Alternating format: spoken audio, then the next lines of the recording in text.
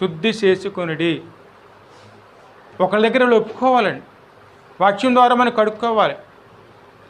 దేవ సన్నిధానంలో ఎప్పుడైతే కడుక్కుంటామో, దేవ సన్నిధానంలో ఏకమనసై ఉంటామో, మన బలహీనతలు చూసి నా బలహీనత గురించి మీరు ప్రార్థన చేయాలి, మీ బలహీనత గురించి నేను ప్రార్థన చేయాలి. అలా సంఘం ఏకమస్తంగా పరిశుద్ధాత్మ సహవాసంతో ప్రార్థన చేస్తే నీతిమంతుని ప్రార్థన బహుబలమైనది.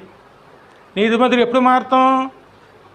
మన బలహీనతలు నిజాయితీగా మనం ఒప్పుకున్నప్పుడే మన నీతిమంతులుగా మారుతామండి. మన బలహీనత దాచుకుని ఎదుటివాడు బలహీనత గురించి మనం మొరపెడితే అది ఎంతవరకు సబబవుతుందండి?